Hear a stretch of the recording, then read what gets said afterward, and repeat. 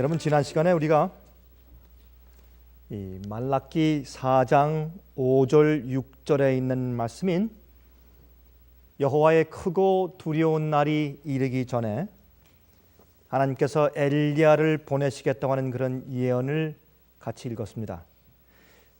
그리고 그것이 부분적으로 사실은 마태복음 17장에 기록되어 있고 또 11장에 기록되어 있는 것처럼 침례 요한에게서 성취된 사실을 우리가 같이 보았습니다. 예수님께서 이 땅에 오셔서 변화산 위에서 참 영광의 모습으로 변화함 받으시고, 또한 모세와 엘리야가 옆에서 참 주님과 함께 그 영광에 빛나는 광채 속에 서 있는 모습 보았을 때 베드로와 요한과 야고보는 나가서 얼마나 가서 얘기하고 좀 떠들어주고 싶어서 얼마나 입이 근질근질했을까요? 이것이 예수께서 메시아라고 하는 그런 결정적인 증거인데, 메시아가 오기 전에 엘리야를 먼저 보내시겠다고 하는 결정적인 구약 성경의 제일 마지막 책, 마지막 장, 마지막 절에 있는 그 예언이 성취된 것을 두 눈으로 보았는데 왜 예수님께서 그 말을 하지 말라고 하시는가? 그것은 진리를 우리 마음 가운데 확신시키고 진리가 이해되도록 하기 위해서는 하나님께서 기적을 사용하지 않으십니다. 눈에 보이는 초자연적인 현상을 사용하지 않으시는 것을 알 수 있습니다. 하나님께서 우리 마음 가운데 조용히 성령으로 양심의 역사하시고 말씀하셔서 우리 마음이 컨빅션을 가지고, 우리 마음이 확신을 가지고 말씀을 통해서 이해하고 확신이 되어서 성령께서 역사하심으로 마음이 뜨거워지게 해서 믿게 하시는 것이 주님의 구원의 방법인 것을 우리가 알게 되는 것입니다. 여러분, 베드로와 요한과 야고보가 그 놀라운 광경을 눈으로 보고 깜짝 놀랐지만은, 그래서 그들이 믿음이 더 좋아지고 확신이 더 좋아져서 다시는 쓰러지지 않을 것처럼 느꼈지만, 그러나 그것은 감정이고 눈에 보이는 그런 임프레션이고, 그 임프레션이, 그 인상이 지나간 다음에 또 똑같이 쓰러지고 똑같이 배반하고 똑같이 싸우고, 나중에 예수님께서 겟세마네 동산에서 잡혀가실 때 그들이 자기 생명을 살리기 위해서 다 도망간 사실을 우리가 알 수가 있는 것입니다. 그러나 눈에 보이는 것들은, 눈에 보이는 그런 현시적인 일들은 우리를 구원할 수 없는 것을 우리가 이 말씀을 통해서 또 알 수가 있습니다.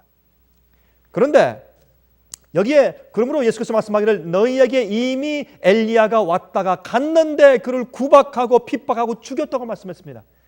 그래서 그들이 바로 그 메시아가 오기 전에 주님께서 보내실 엘리야는 다른 사람 아닌 침례 요한이었다는 사실을 그들이 깨닫게 되었다고 성경은 말씀하고 있습니다.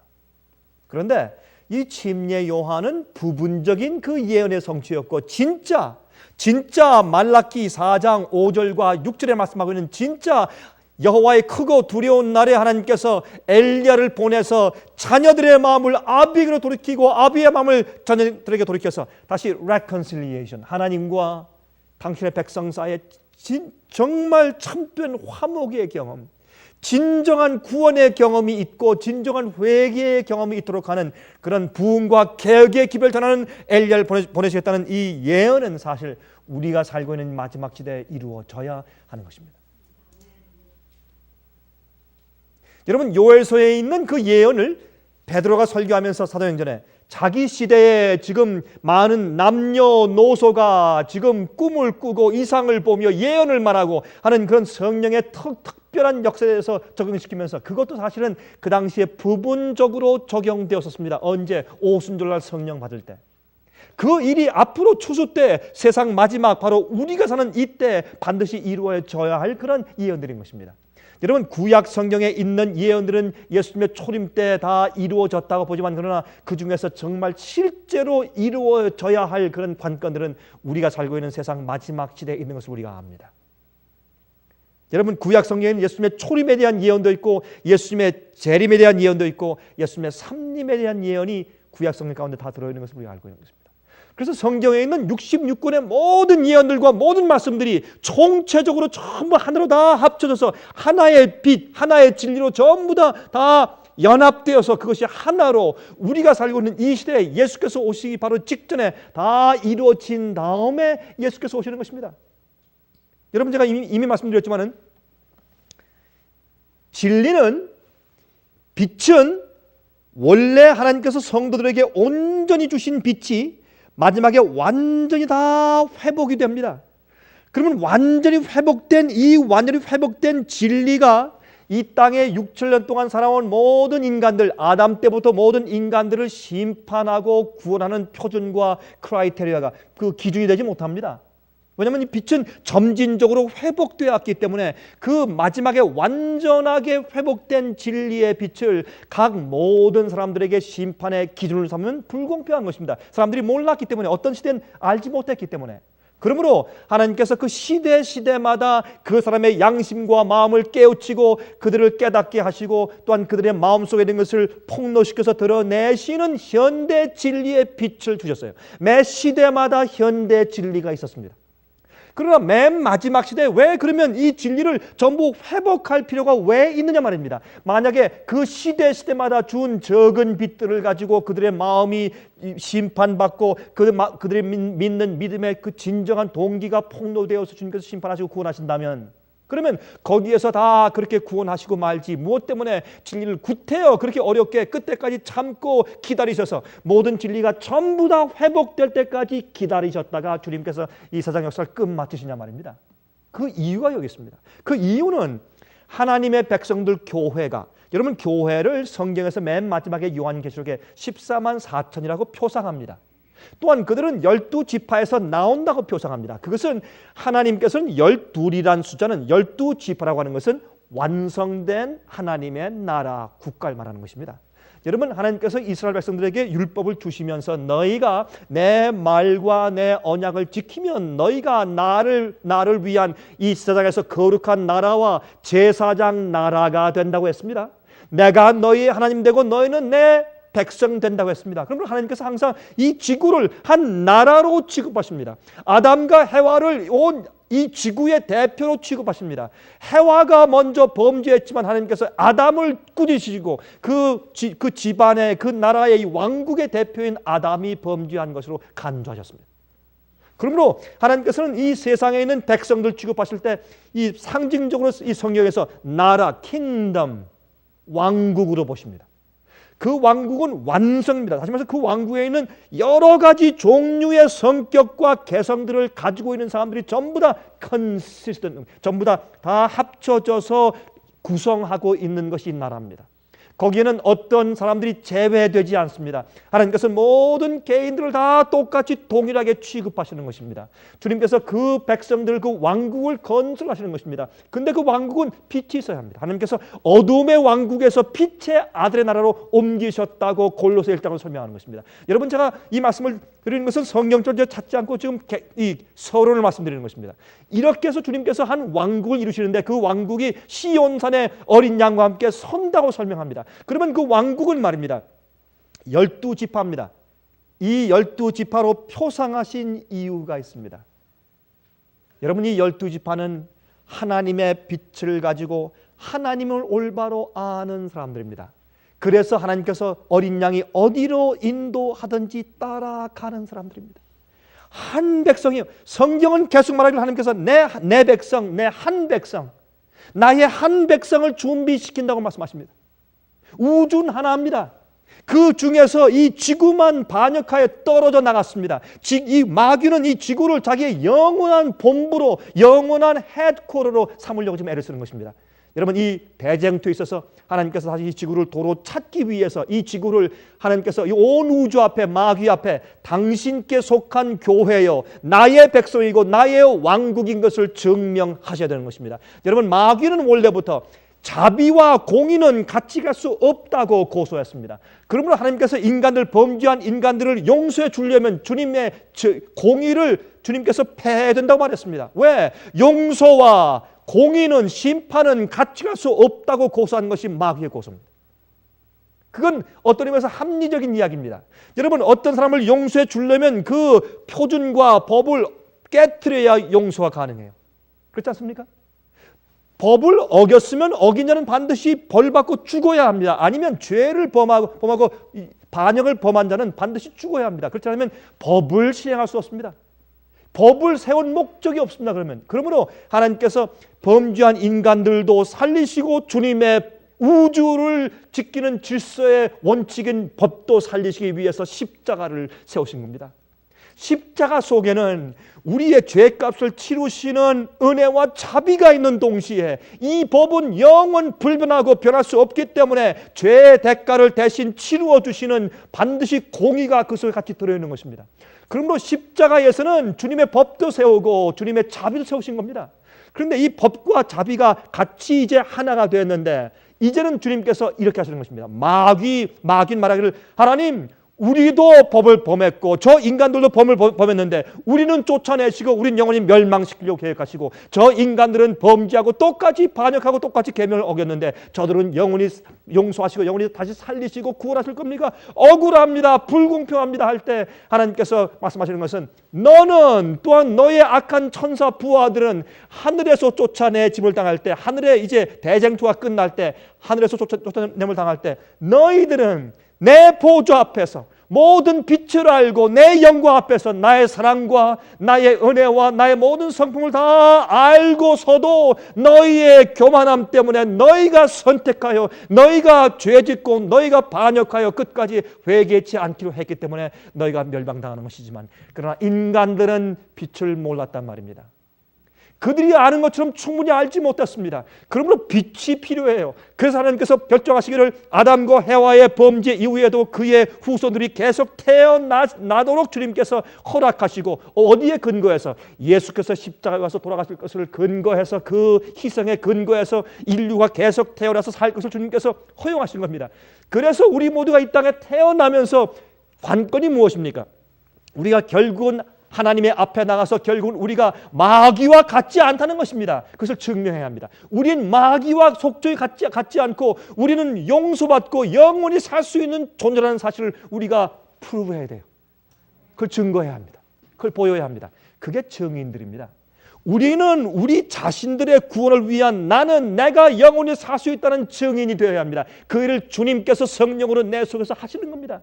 우리의 노력보다는 주님께서 능력으로 내 속에서 이루시는 것입니다. 그 다음에 또 하나님의 율법과 주님께서 옳다는 것을 우주 앞에 증명해 주는 마지막 증인들의 무리가 필요한 것입니다.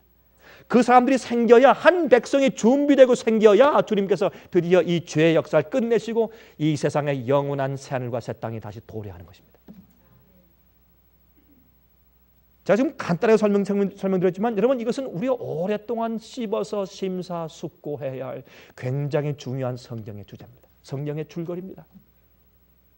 여러분 그래서 하나님께서 어떻게 마지막 시대 여호와의 크고 두려운 날이 이르기 전에 누굴 보낸다고요? 엘리야를 보낸다고요. 여러분 엘리야는 왜 왔습니까? 엘리야는 갈멜산 위에 섰을 때 3년 반 동안 비가 오지 않게 황폐된 교회, 그 비가 오지 않은 것은 무엇을 상징했습니까? 타락하고 반역한 교회, 잘못된 복음을 가지고 잘못 예배하는 교회, 배도하고 악해진 교회를 상징했습니다. 주님의 심판을 상징했습니다. 오늘날 시대도 마찬가지입니다. 옛날에 그 배도한 그 입장에서 엘리야는 서서 하나님을 너희가 잘못 섬긴다고 고소하는 것입니다. 그러므로 그들을 애굽에서 이끌어낸 여호와가 바알인 줄 알았습니다. 너무 오랫동안 조금씩 이세벨을 통해서 잘못된 가르침이 교회에 스며들어왔기 때문에 나중에 수백 년 지난 다음에 그들이 여호와 하나님의 행적을 다 잊어버리고 바알이 자기들의 신인 줄로 의하게 되고 자기 이름을 전부 다 바알을 따라서 수르바엘 무슨 바알에서 이름을 바꾸기 시작했습니다. 그런 입장에 엘리야는 한 백성을 준비시키는 겁니다. 회개를 촉구했습니다.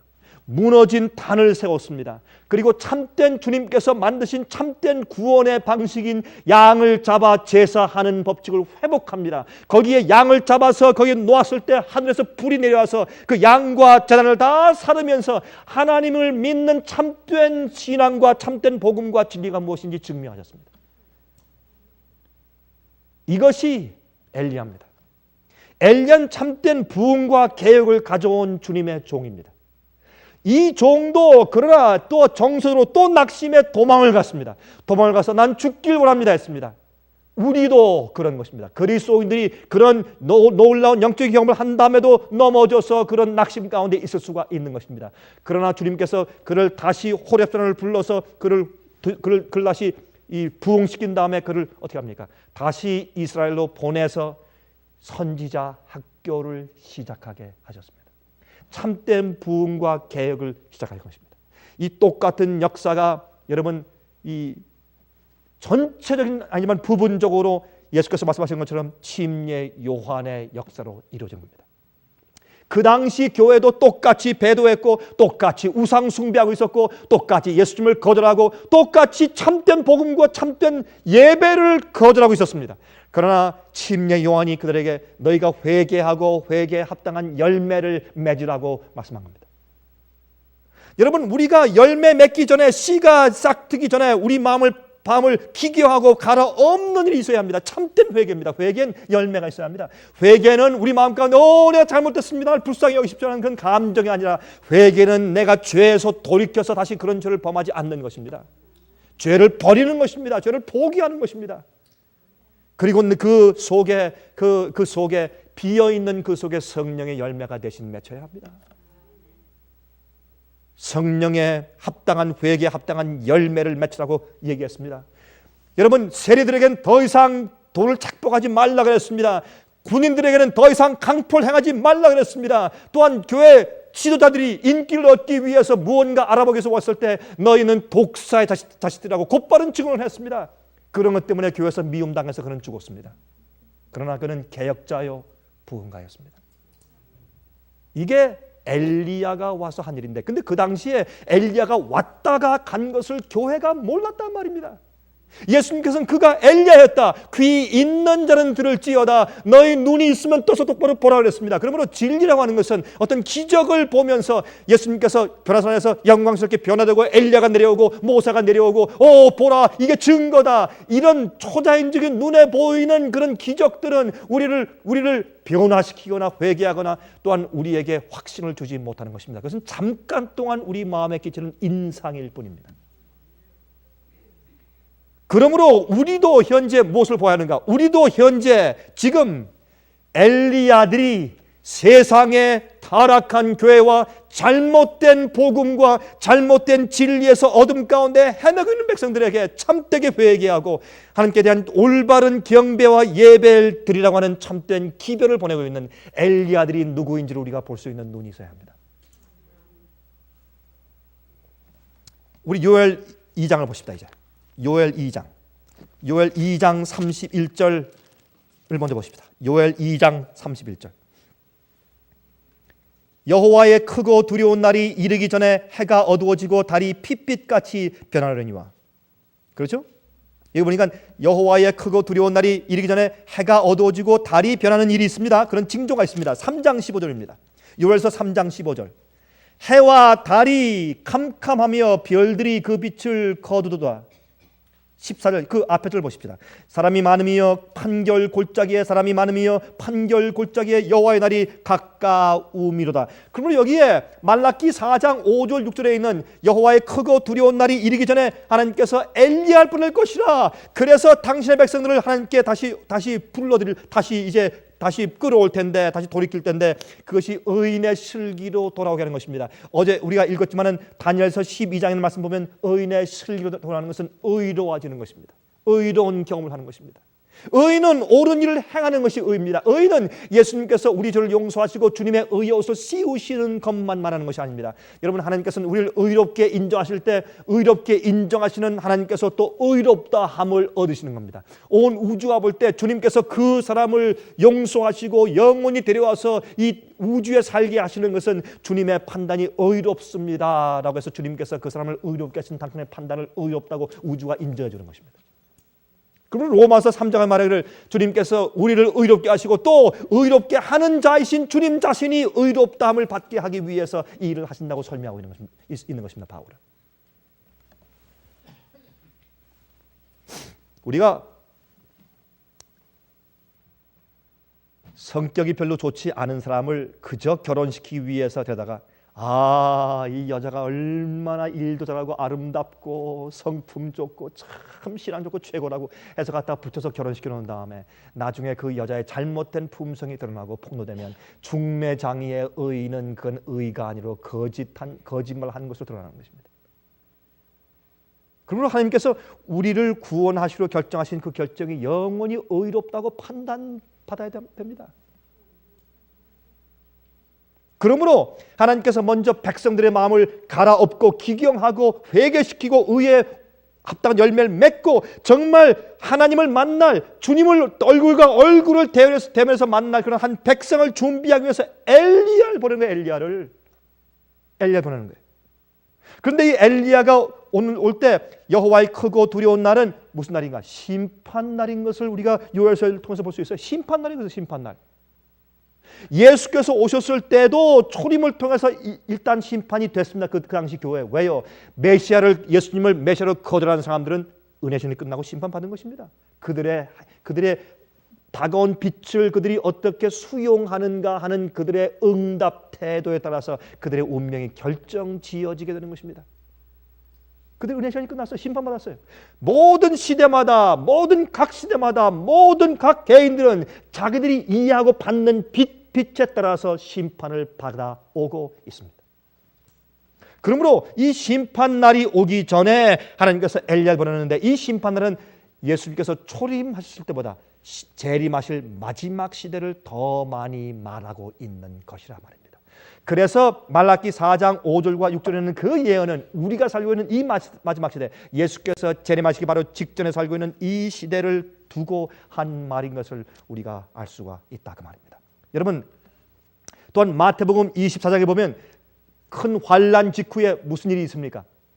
예? 해가 어두워지고 달이 피피처럼 변하고 별들이 떨어지고, 이것이 다 같은 맥락의 얘기입니다. 그러므로 이 예언은 엘리야가 먼저 오겠다는 예언은 그것은 예수님께서 재림하시기 직전에 있는 사건을 우리가 더 잘 알 수 있다 그 말입니다. 흥미있는 것은 엘리야 시대에 3년 반 동안 비가 오지 않았습니다. 그렇죠? 3년 반 동안 비가 오지 않은 다음에 엘리야가 나타났습니다. 예수님께서 3년 반 동안 공생을 하셨습니다. 그 예수님께서 3년 반 동안 공생에 하시기 전에 엘리야가 왔습니다. 옛날 엘리야도 3년 반 동안 비가 오지 않은 다음에 갈멜산 위에 섰지만은 3년 반 전에 엘리야가 앞궁에 들어가서 3년 반 동안 비가 오지 않을 것이라고 경고했습니다. 그렇죠? 그러므로 3년 반 예수님의 공생에 시작하기 바로 전에 침례 요한이 왔어요. 엘리야가 왔어요. 왔다가 경고하고 갔는데 그들이 알아보지 못했습니다.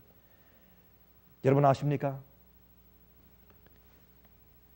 성경의 예언 가운데서 중세기의 암흑시대 환란, 교황권의 핍박시대가 얼마라고 예언합니까? 몇 년이라고요? 3년 반.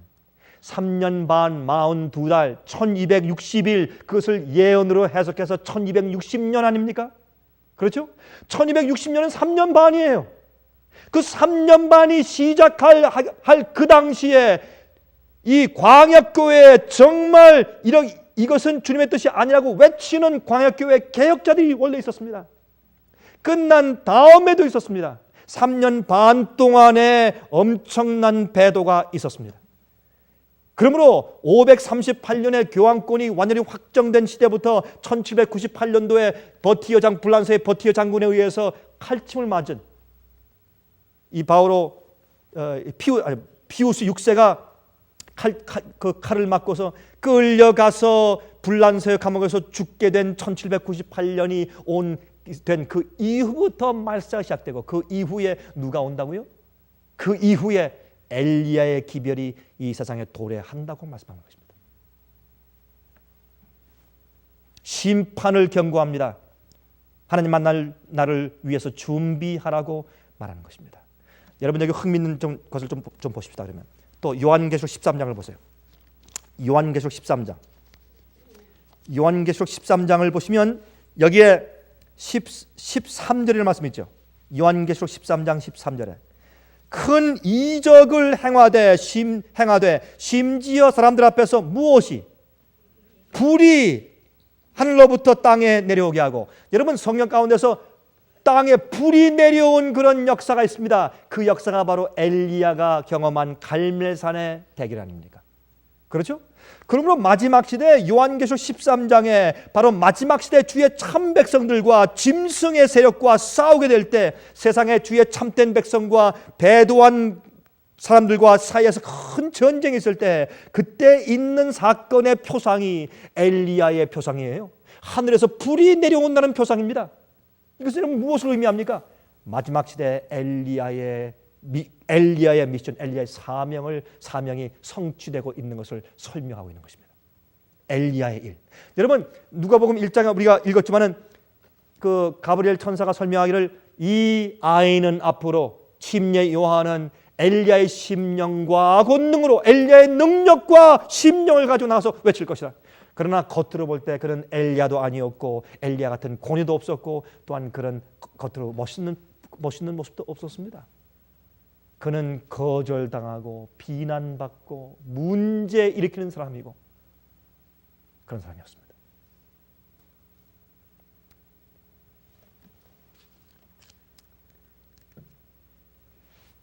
여러분 침례 요한은 천국이 가까웠다고 말했습니다. 천국은 은혜 왕국이 가까웠다고 설명한 것이죠. 여러분 홍수 전에 노아의 회개 기별이 있었습니다. 예수님의 초림 때 침례 요한의 회개 기별이 있었습니다. 예수님의 재림 전에 세 번째 엘리야의 경고의 사역이 있어야 합니다. 여러분 디셉 사람 엘리야의 기별 좀 보십시오. 옛날 디셉 사람 엘리야의 원래 오리지널 엘리야의 기별. 첫 번째, 이스라엘 백성들이 배도하였고 하나님의 계명을 버렸기 때문에 회개하라고 촉구하는 것입니다. 두 번째, 바알 숭배를 정죄했습니다. 세 번째, 성소 봉사를 회복했습니다. 제단을 다시 쌓아서 회복하였습니다. 참된 구원의 길을 회복했습니다. 오늘날 교회에서도 이 구원을 어떻게 하면 구원받는가 하는 그 길을 사람들이 트위스트하고 오해시켜 놓았어요. 옛날 예수님께서 이 땅에 초림하셨을 때 유대 교회 안에 어떻게 하면 구원 얻는가 하는 참된 구원의 복음이 잘못 곡해되어 있었습니다. 지금도 마찬가지입니다. 참된 복음의 기별이 잘못 곡해되어 있습니다. 여러분 요한계시록 14장 6절부터 12절까지 세 천사 날아가면서 지금 전파하는 그 기별이 세상을 향한 마지막 경고와 은혜와 자비의 기별로 등장하고 있어요. 거기에 제일 먼저 첫 번째 천사가 말하기를 영원한 복음을 가지고 다녔어요. 영원한 복음. 근데 그 복음을 참된 주님의 복음은 뭡니까? 주님께서 인간을 어떻게 구원하시는가 하는 방법에 대한 설명이 복음이에요. 그렇죠? 그 복음이 잘못되어 있으면 사람들이 잘못된 평안을 가지고 살다가 멸망해요. 주님 날 모르십니까? 내가 주님 위해서 선제노릇 했고 내가 병 고치고 권능을 했는데 날 모르십니까? 내가 너를 도무지 알지 못하니 내게서 떠나가라. 그렇잖아요? 복음을 몰랐어요. 옛날 유대인들도 복음을 몰랐습니다. 옛날 엘리야 시대에도 교회가 하나님을 어떻게 예배하며 어떻게 구원받는지 복음을 오해하고 잘못 가르침 받아서 어두워져 있었습니다. 배도한 시대였습니다. 그때 필요한 것이 엘리야였습니다. 예수님의 초림 당시에도 복음이 잘못 곡해되었을 때 참된 회개 열매를 맺으라고 참된 회개와 참된 의의 기별을 전한 기별자가 침례 요한이었습니다. 그렇다면은 여호와의 크고 두려운 날이 이르기 바로 직전에 이르러야 할 또한 해야 할 엘리야가 누구며 그들의 사명이 무엇입니까? 참된 의의 기별과 참된 복음을 올바로 해석해서 가르치는 일을 하는 것이 엘리야의 사명의 사업입니다.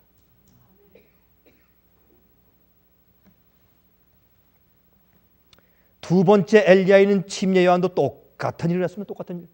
침례 요한도 구원의 참 도리인 보라 세상 죄를 지고 하는 하나님의 어린 양이라고 예수님을 소개했습니다. 그것이 참된 성소 제도였기 때문에 그들은 그 전까지 계속 양을 잡아서 제사 드려 왔더라도 그의 아버지와 할아버지와 고조, 증조 할아버지도 계속 성소에 와서 양을 잡아서 제사했으면 구원받았기 때문에 나도 그저 양만 가져오면 되겠지 하면 더 이상 안 됩니다. 왜? 예수께서 오셨기 때문에. 새 빛은 과거의 옛 빛을 무시하지 않아요. 새 빛은 과거의 빛을 더 밝게 비춰주는 일을 합니다. 여러분, lesser light과 better light, lesser light과 brighter light, 아니면 brighter light, more light 그렇게 말하지 않습니까? 영어로? 그러면 적은 빛과 큰 빛, greater light, lesser light 그렇습니다. 그러면 큰 빛이 올 때, 새로운 현대 기별이 올 때 그것은 과거에 있는 적은 빛을 캔슬하고 무시하고 없앱니까? 아닙니다. 그 적은 빛은 적은 이해였기 때문에 더 큰 빛으로 인도하는 것입니다. 더 깊은 이해입니다. 더 큰 이해입니다. 그러므로 그들은 사실은 성소 제도는 앞으로 겸손하게 어린 양처럼 오실 예수 메시아를 받아들일 준비를 시키는 제도였습니다. 그것을 상징으로 믿고 구원받았죠. 그때 참 어린 양이신 예수께서 오셨을 때 그들이 정말 겸손하고 정말 진리를 찾는 사람들이고 정말 주님께 경건하게 마음을 열고 회개한 사람들이라면, 다시 말해서 엘리야로 예수님이 오실 그 길을 미리 예비하고 첩경을 예비한 침례 요한의 회개의 기별을 듣고 회개한 사람들만이 예수님을 메시아로 받아들였습니다. 맞습니까? 그러므로 마지막 시대에도 엘리야의 참된 의의 기별과 참된 회개의 기별과 참된 복음을 가르치고, 그 복음을 마지막에 어떻게 설명합니까? 영원한 복음을 거절했을 때 무너졌도다 무너졌도다 큰 성 바벨론이요. 교회가 그 복음, 참된 복음을 오해하고 쉬운 복음으로, 희생치 않는 복음, 자기를 굴복하지 않는 쉬운 복음으로 떨어졌을 때, 믿으면 다 된다고 그런 통속적인 믿음으로 떨어졌을 때 그 교회가 바벨론이 되는 것입니다. 그렇게 믿게 된 복음을 잘못 믿으니까 온갖 잡종 거짓 가르침이 교회에 잔뜩 들어와서 가증한 새와 귀신이 모이는 장소가 되었다고 성경은 말하는 것입니다. 그러면 그 속에서 어떻게 해요? 참된 주의 백성들이 올라오는데 그 백성들의 특징이 무엇입니까? 성도의 인내가 여긴나니 저들은 하나님의 계명과 예수 믿음을 지키는 자니라. 참된 엘리야의 기별을 듣고 참된 의를 이해하고 참된 복음을 회복하고 참된 회개의 경험을 하는 사람들은 그들의 모습이, 그들의 결론이, 그들의 경험이, 그들 나타나는 표현이 무엇입니까? 하나님의 율법과 계명을 지키는 사람들입니다. 그것이 예수의 믿음을 가진 사람들이라고 결론적으로 말씀하는 것입니다. 그것이 복음입니다. 주님께서 계명을 범해서 타락한 일들을 다시 구원해서 영원히 살게 하기 위해서 계명을 지킬 수 있는 사람으로 변화시키지 않으면 안 되는 것입니다. 처음에 시작이 율법에 대한 범죄로 시작했기 때문에 율법에 대한 순종으로 끝나야 합니다. 그것은 복음이 너무 분명한 것입니다. 복음의 그 띠임에, 그 줄거리에 있어서.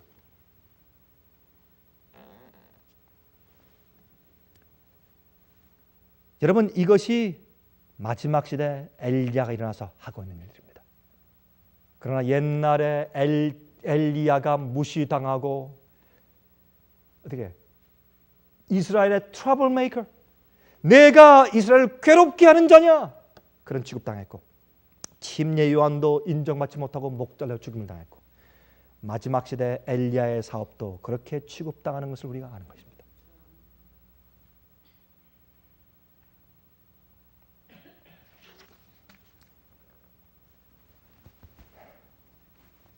새 엘리야 시대, 옛날 엘리야 시대, 두 번째 엘리야인 침례 요한 시대, 세 번째 엘리야들이 역사하고 있는 현대 시대도 교회가 진리로 어두워지고 타락하고 배도한 상태에 있습니다. 이것은 성경을 통해서 우리가 볼 때 너무 분명한 이야기입니다. 여러분, 이 시대에 주님께서 어떤 사람들을 주님께서 불러 모으시냐면 하나님의 계명을 지키는데 예수의 믿음으로 지키는 사람들을 주님께서 불러 모으시고 계시는데, 그것을 한 백성을 준비시키는 기별이라고 말하는 것입니다. 그게 엘리야의 기별이에요. 한 백성을 준비시키는 기별, 무엇하기 위해서? 하나님을 대면해서 같이 살 수 있는, 주님 앞에 설 수 있는 심판을 위해서 준비시키는 기별이에요. 여러분, 율법은 순종을 요구해요. 율법을 행하는 자가 의롭다고 성경은 말하고 있습니다. 그런데 문제는 우리가 의를 행할 능력이 우리 속에 없는 것입니다. 그래서 이 율법 외에 다른 의를 주셨는데 그것은 예수 그리스도를 믿는 의입니다. 근데 그 예수를 믿는 의가 우리 속에서 계명을 불순종 계속 할 수 있는 면허증을 주는 것이 아니라 그 말이에요. 예수 그리스도의 의는 내 속에 들어와 우리를 변화시키고 계속 성장케 해서 어떤 일이 있어도 우리의 목숨이 드러나도 주님의 명령과 약속은 반드시 지키고 주의 언약을 지키는 순종하는 백성들로 만들어 놓는다 그 말입니다. 그것이 마지막 최종적인 증인입니다. 이 증인이 생겨야, 그럼 아까 제가 질문했죠?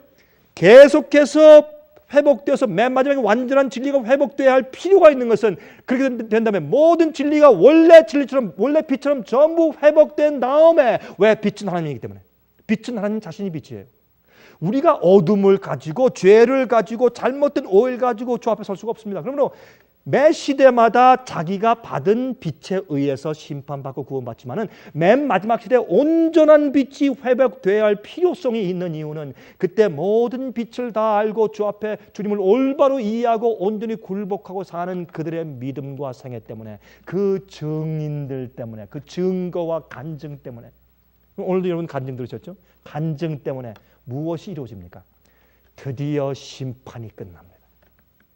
마귀의 멸망이 확정지어지고 주님께서 이 세상에 새하늘과 새 땅을 이 땅에 다시 세우실 주님의 고난이, 권리가 인정되는 것입니다. 아, 주님께서는 그런 거 하지 말고 그냥 하시면 되죠. 아, 필요 없다. 마귀 없애버리고, 그다음에 그 악한 천사 없애버리고 다 이렇게 해버리면 될 거 아닙니까? 그러나 모든 우주에 있는 천사들과 모든 거민들의 머리 가운데 의문, 의심이 남아요. 그러면 안 되는 것입니다. 모든 것이 만천하에 전부 다 공개되고 그것이 심판되고 다 어떻게 해요? 다 판단되어야 하는 것입니다.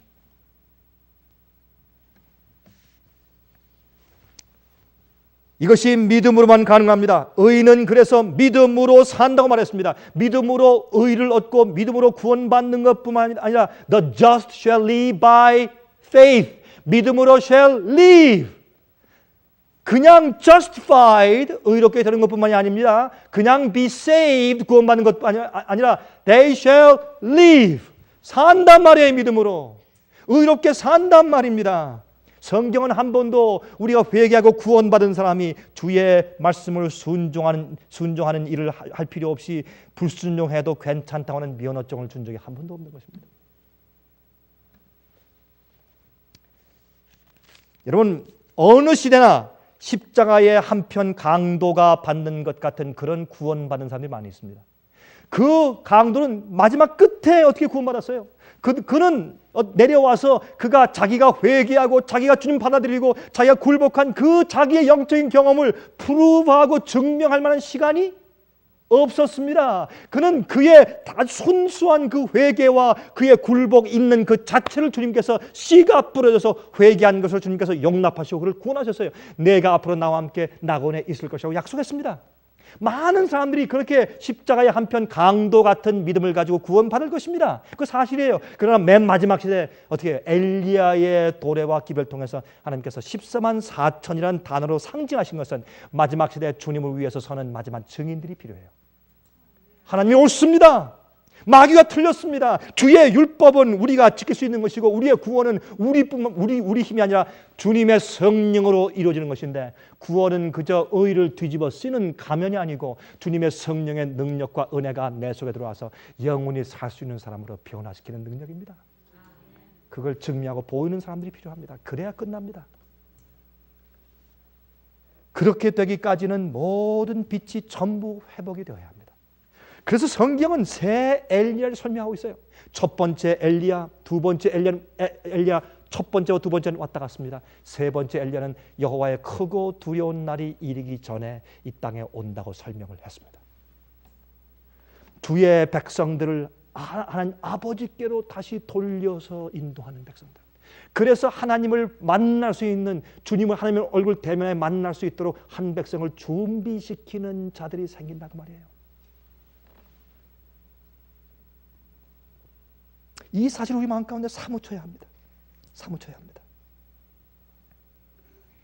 자기 부정과 희생이 없고 세상의 헛된 것들로부터 분리되는 것을 요구하지 않는, 자기 부정과 희생을 요구하지 않는 쉬운 종교에서 개혁과 회개를 촉구하는 엘리야의 기별이 있어야 된다고 말합니다.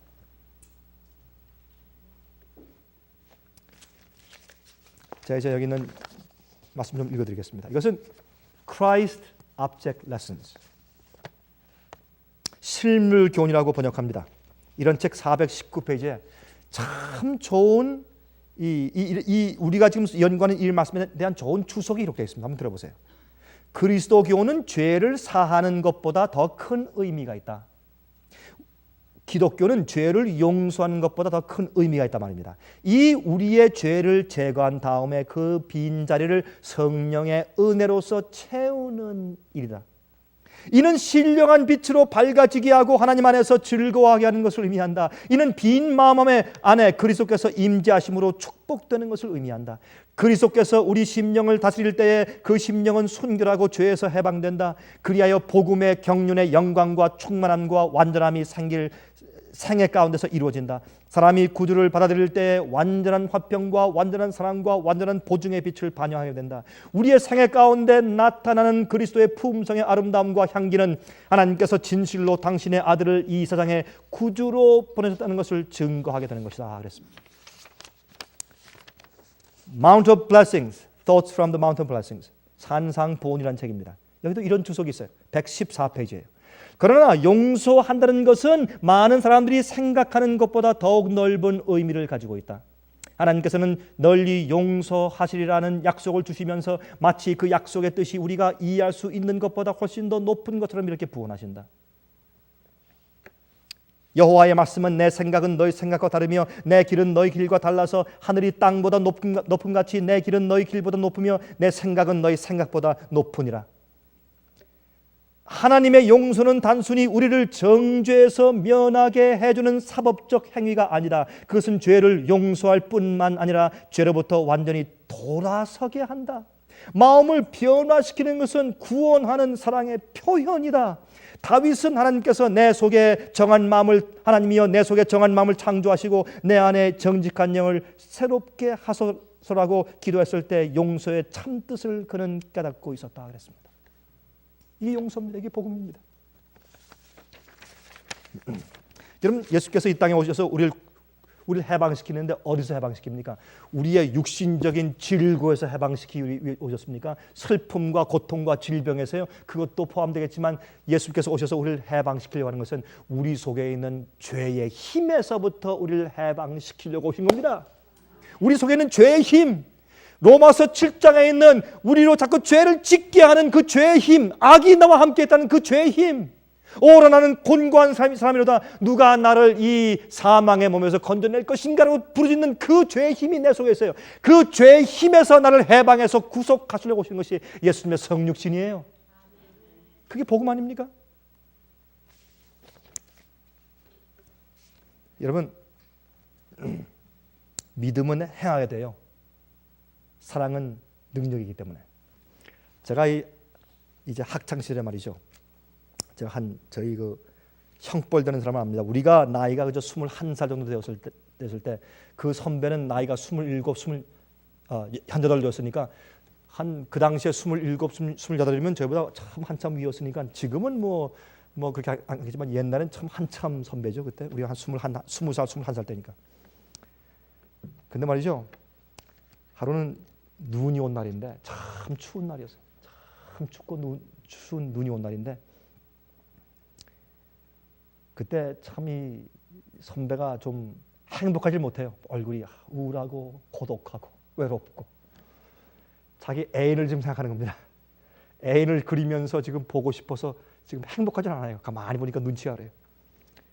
아침 일찍 일어나서 이제 말씀을 읽고 또 뭐 운동도 하고 좀 걷고 하더니 그래도 이제 마음이 가라앉지 않는지 옷을 갈아입고 내복을 끼워 입고 두꺼운 오발 걸치고 그리고 또 이게 이제 눈이 오니까 이제 뒤집어 쓰는 모자가 있지 않습니까? 외투에 있는 거 푹 뒤집어 쓰고서 탁 무장으로 장갑을 끼고 두꺼운 양말과 신발 신고 그리고 이제 길을 나서는 겁니다.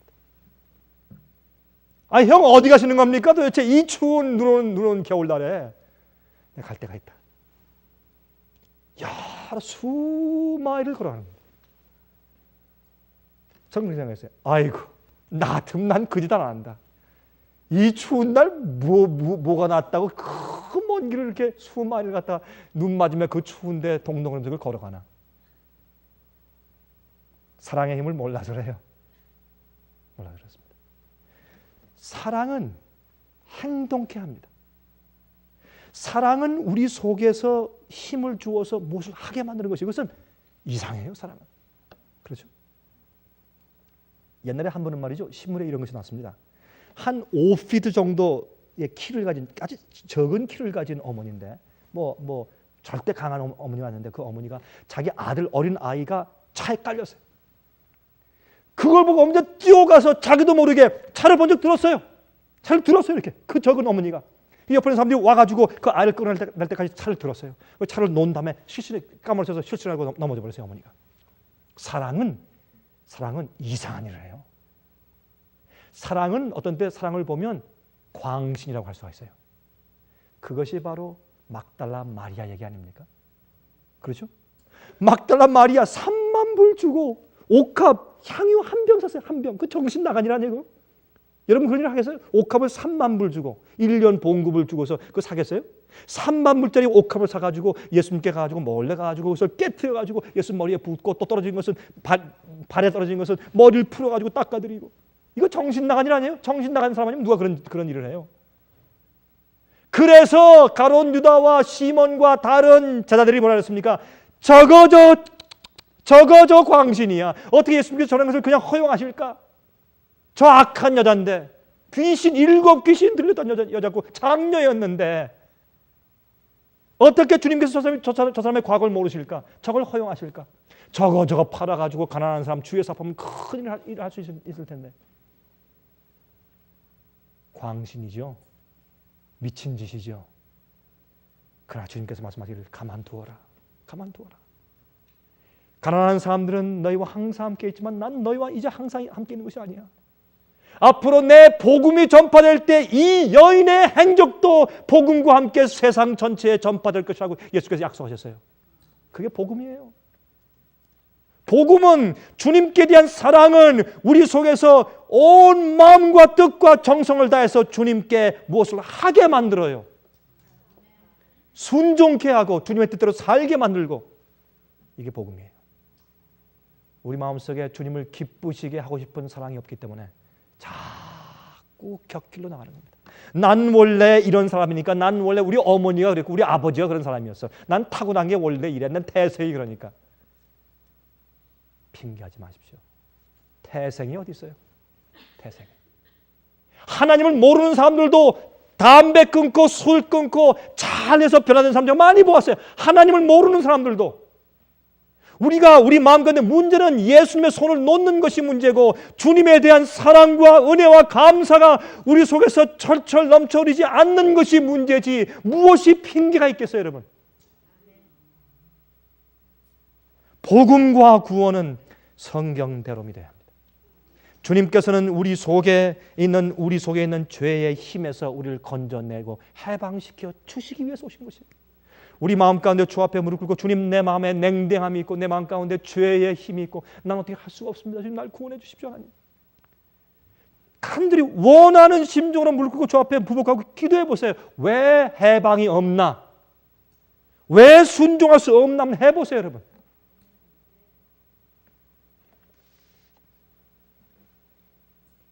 앞으로 하나님께 영광 돌리는 일이 이르러 오는 것입니다. 그 일을 위해서 하나님께서 엘리야를 보내서 교회를 깨우시고 준비시키는 일에 열심을 다하시고 있는 때 우리가 살고 있는 것입니다. 이 중요한 시기에 여러분들은 무엇을 하시렵니까? 우리가 큰 일을 할 수 없을지 모릅니다. 그러나 우리가 믿고 살고 말하는 그 자체가 엘리야의 일을 할 수가 있어야 합니다. 여러분들이 10,000명을 구원할 수 없고 100명을 구원할 수 없을지라도 여러분 믿고 살고 말하고 쓰고 하는 모든 여러분의 생애 자체가 여호와의 크고 두려운 날이 이르기 전에 한 백성을 준비하는 엘리야의 일을 하고 있어야 합니다. 주님께서 우리를 그렇게 사용하시길 간절히 바랍니다. 하늘에 계신 우리 아버지, 우리가 간절하게 간구하오니 주의 성신을 통하여서 하나님의 사랑을 저에게 부어주시옵소서. 그래서 우리 속에 없는 의가 싹트게 해주시고 주의 말씀을 순종하고 따라가는 길이 짐이 되지 않게 해주시며 즐겁고 감사하게 해주시옵소서. 주여 우리 마음속에 무엇이든지 할 수 있고 어린 양이 어디로 인도하든지 따라갈 수 있는 그러한 소원을 우리 마음속에 두셔서 행하게 해 주시옵소서. 예수 그리스도 이름으로 간절히 기도합니다.